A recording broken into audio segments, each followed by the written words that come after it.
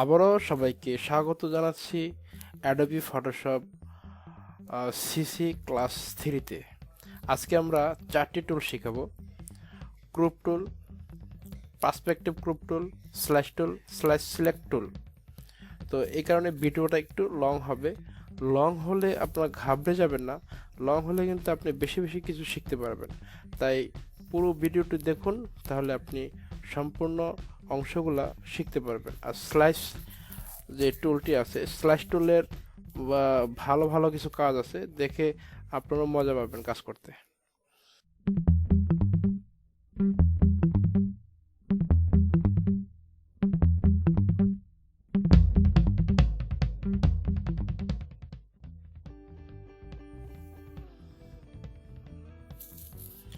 তো কাজ করার জন্য আমি একটা ফটো ওপেন করি, এটা ওপেন করলাম। ওকে, আমরা শিখব ক্রপ টুল। ক্রপ টুল নেওয়া আছে। এবার ক্রপ টুলে কাজ হচ্ছে আপনার ছবিটাকে রিসাইজ করা, বা ছবিটার কিছু অংশ কেটে বের করা, বা ছবিটার কিছু অংশ কেটে ওই ছবিটাকে পুনরায় নতুন আরেকটা ছবিতে রূপান্তর করা। যেমন দেখি, এখানে আছে অরিজিনাল রেশিও, স্কোয়ার, বিভিন্ন অপশন দেওয়া আছে। আপনি কোন ছবিটাকে কি সাইজ দিতে চান। আমরা অরিজিনাল দিলাম, অথবা আমরা এই ছবিটার সাইজ দিলাম 5/7। ঠিক আছে, এভাবে আমরা ছবিটা সাইজ দিয়ে এভাবে মাউস লেফট বাটন ক্লিক করে ধরে আমরা এটাকে বসাইতে পারবো। এটাকে ছোট বড় করতে পারবো 4টা পয়েন্ট 8টা পয়েন্টের মাধ্যমে। তারপর ডাবল ক্লিক, বাস ছবিটা রিসাইজ হয়ে গেল।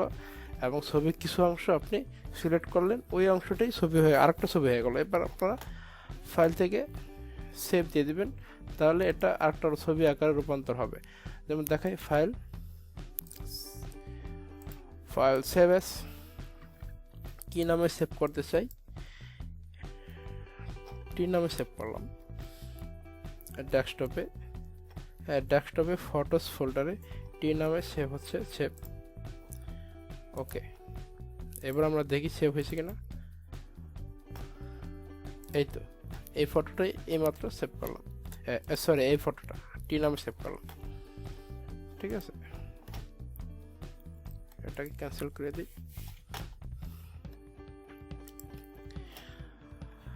Control Z, control alter Z.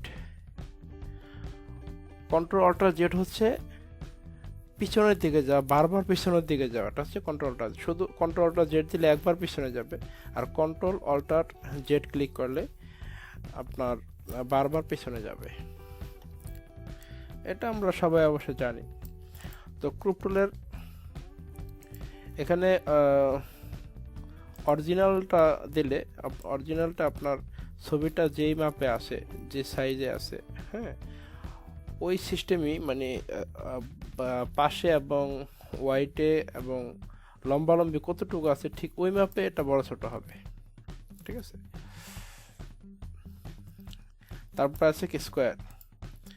Square দিলে আপনার চারদিকে এক মাপে ছবিটা গ্রুপ করা যাবে। ঠিক আছে, যেমন আমরা এই লোগোটা গ্রুপ করতে চাই,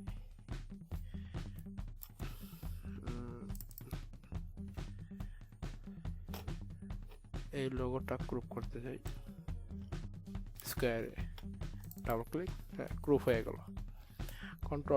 কন্ট্রোল জেড দিলে আবার আগের অবস্থায় চলে আসলো। ঠিক আছে, আপনার অবস্থায় বুঝতে পারছেন। এখানে ক্লিয়ার ক্লিক করলে যে মাত্রাটা থাকবে না। যেমন আরেকটা জিনিস দেখাই, তো এখানে মাত্রা দেওয়া যায়। এখানে আপনার কি পরিমাপে আপনার গ্রুপ করবেন সেটা এখানে সিলেক্ট করে দেওয়া যায়। যেমন আমি চাচ্ছি 1 ইঞ্চি, 1 ইঞ্চি, এখানে দিব 2, ডাবল ক্লিক, 1 ইঞ্চি বাই 2 ইঞ্চি যে ছবিটা হয়ে গেল। ঠিক আছে, তো এটাই ক্রপ টুলের কাজ। এবার আমরা শিখব পার্সপেক্টিভ ক্রপ টুল। এটার জন্য আরেকটা ছবি নেই, আমরা এই ফটোটা নিব, ওপেন, এই টুলটা সিলেক্ট করে নিই। এবার এখানে একটা মনিটর আছে, এই মনিটরটা একটু আঁকা বাঁকা বা 3D স্টাইলে বা একটু শুয়ে আছে, আমরা এটাকে সোজা করব। সোজা করে সামনে ফ্ল্যাট ছবি যাতে আসে সেই ব্যাপারে সেটা করার চেষ্টা করি। এখানে মার্ক করার পর এই মনিটরের সাইজে আপনি এটাকে দিয়ে দিবেন।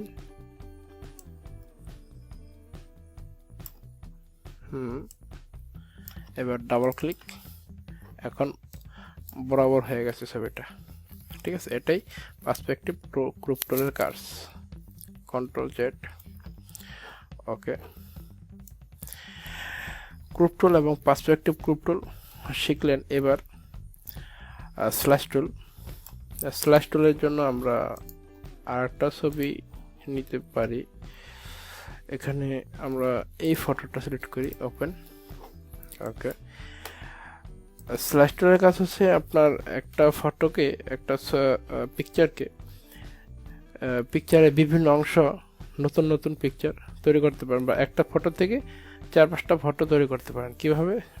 যেমন আপনার এই ফটোর এই অংশটা একটা ফটো করতে চাই, এই অংশটা বাস আমি সিলেক্ট করলাম, ক্লিক করে ধরে টান দিয়ে ছেড়ে দিলাম। ঠিক আছে, এটা একটা হলো ফুল ছবিটা, একটা দুইটা, এইটুকু একটা, আর এখানে একটা, মানে তিনটা, এটা 3 নম্বরটা, ওই দুটো অটোমেটিক হয়ে যায়। এই লোগোটাকে একটা ছবি করতে চাই, এই অংশটাকে একটা করতে চাই, পরবর্তীতে আবার রিসাইজ করা যায়। ওকে, এই অংশটাকে একটা করতে চাই, রিসাইজ করা যায়। ঠিক আছে, এই অংশটাকে একটা করতে চাই। ওকে, এবার file, save for web, save. এবার কোথায় আমরা এটাকে সেভ করব, লোকেশনটা ধরিয়ে দিতে হবে, ডেস্কটপে ফটোসে আমরা সেভ করতে চাই। শুধু এটাকে অনলি ইমেজে সেভ করতে চাই। অনলি ইমেজ সিলেক্ট করার পর এখানে দুইটা অংশ আছে, যেমন অনলি ইমেজ, অনলি HTML, আর HTML প্লাস ইমেজ। আপনি কোন অংশটা নিতে চান? আমি শুধু ইমেজটা করতে চাই, HTML করতে চাই না, ওটা ওয়েব ডিজাইনের সময় দরকার হবে। এটা কিছুক্ষণ পর দেখাতেছি, আগে এটা দেখাই। Image only, save. এবার আমরা দেখি সেভ হয়েছে কিনা। এই ইমেজেস ডেস্কটপে এটা সেভ হয়ে গেছে। ঠিক আছে,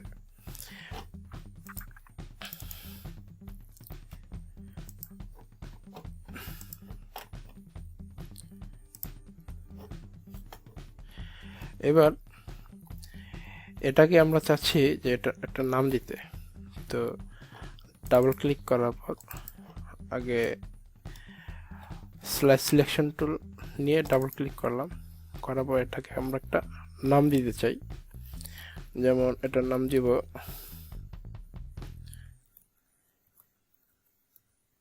ফেসবুক। ওকে, এটা একটা নাম দিতে চাই। ডাবল ক্লিক করার পর logo, save for web, save. এখানে আমরা দিব ইমেজ অনলি, ফাইল নেমটা দিয়ে দিই, ফাইল নেম 1 দিলাম। এটা কোথায় যাবে? ফটোসের ভিতরে। হ্যাঁ, ফটোস, ডাবল ক্লিক করা, ফটোস ওপেন করলাম, এটা ফটোর ভিতরে ঢুকে যাবে। File name 1, save. এবার ফটোস ওপেন করি, ইমেজ। এইবার দেখেন ফেসবুক এখানে আছে, এখানে লোক, কারণ এটা এই দুইটার নাম আমরা দিয়ে দিয়েছিলাম। আর এগুলোর নাম 1 দিছিলাম যে 1 1 1 2 1 4 1 6 এভাবে আসছে। ঠিক আছে, তো এইভাবে আমরা একটা ছবি থেকে অনেকগুলো ছবিতে রূপান্তর করতে পারি স্ল্যাশ টুলের মাধ্যমে। এবার স্ল্যাশ টুল দিয়ে আরেকটা কাজ করা যায়, সেটা আমরা দেখাবো। সেটা হচ্ছে আমরা এই ছবিটাকে আগে ডিলিট করে নিই। ওকে, কিবোর্ডের ডিলিট চাপলাম, ডিলিট হয়ে গেল। এবার এখানে এই ফেসবুক, এখানে ডাবল ক্লিক করলাম। আমরা কোন টুলের কাজ করতেছি? স্লাইস সিলেক্ট টুল। এখানে সিলেক্ট টুল ক্লিক করার পর ডাবল ক্লিক। এটার নাম ফেসবুক আছে, আমরা এটাকে ইউআরএল দেব। আমরা একটা ইউআরএল দেই, ফেসবুক।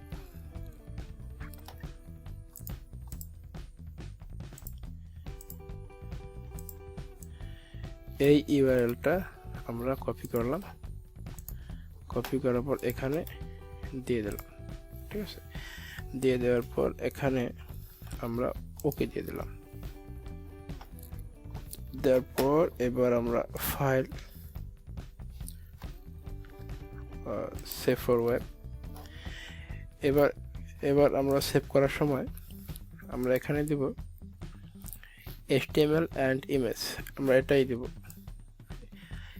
HTML দিলেও হবে, ওয়েবের কাজ এটা আমরা করতেছি, করলেই বুঝতে পারবেন। একটু দেখেন, HTML অ্যান্ড ইমেজ, এখানে ক্লিক করার পর এখানে ফাইল নেম দিতে পারেন। ফাইল নেম দেওয়া লাগবে না, যেটা আছে সেটাই থাক। সেভ। ওকে, এবার আমরা এটা ওপেন করি, ফটোস। এখানে একটা HTML ফাইল ক্রিয়েট হয়ে গেছে, আর এখানে ছবিগুলো ক্রিয়েট হয়ে গেছে। এবার আমরা এই HTML ফাইলটাকে ওপেন করি, ডাবল ক্লিক। এখানে HTML ফাইলটা ওপেন হয়ে গেছে। এবার এখানে আমরা এই লোগোটাকে, মানে এই ফটোটাকে, ফেসবুকের ফটোটাকে আমরা ইউআরএল দিয়েছিলাম ফেসবুকের, আমার এই ফেসবুক আইডির লিঙ্কটা। এখানে ক্লিক করলে ওই লিঙ্কেই ডাইরেক্ট চলে যাবে ফেসবুকে। ঠিক আছে, তো এটা হচ্ছে একটা মজার একটা কাজ। এটা ওয়েব ডেভেলপিং এর সময় এটা দরকার হয়। এটা ফটোর লিঙ্ক দেওয়া যায় আর কিভাবে। ঠিক আছে, এটা হচ্ছে দেখি আর কি কাজ আছে। তো স্ল্যাশ টুল দিয়ে দেখা যায় এগুলো সিলেক্ট করা যায় না, আর স্ল্যাশ সিলেকশন টুল দিয়ে প্রত্যেকটা সিলেক্ট করা যায়। সিলেক্ট করার পর ডিলিট চাপলে ডিলিট হয়ে যায়, কিবোর্ডের ডিলিট। ঠিক আছে, তো আমরা শিখে ফেললাম গ্রুপ টুল, পার্সপেক্টিভ গ্রুপ টুল, স্ল্যাশ টুল, স্ল্যাশ সিলেক্ট টুল। কারো কোনো প্রশ্ন থাকলে অবশ্যই আমাদের এই ভিডিও ডিসক্রিপশন বক্সে ফেসবুক গ্রুপ লিঙ্ক দেওয়া আছে, ওখানে আপনারা কমেন্টস করবেন বা পোস্ট করবেন, আমি অবশ্যই সলভ করার চেষ্টা করব।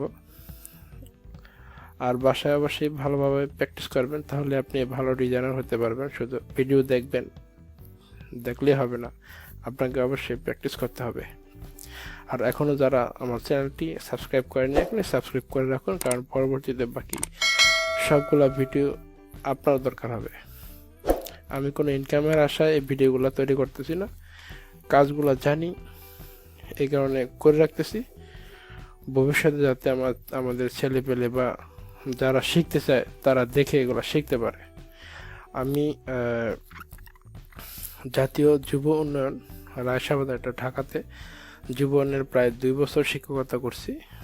কম্পিউটার গ্রাফিক্স ডিজাইনে ইনস্ট্রাক্টর হিসেবে ছিলাম ওখানে, তো ভালো অভিজ্ঞতা আমার আছে। এই কারণে আপনাদের পরিপূর্ণ কোর্স শেখাতে পারবো, এটা আশা রাখি। তো ঠিক আছে, সবাই ভালো থাকবেন। আজকে পর্যন্ত, পরবর্তী ক্লাসের জন্য অপেক্ষা থাকুন। আমি সময় পেলে আরেকটা ভিডিও পোস্ট করব। ভালো থাকবেন, গুড বাই।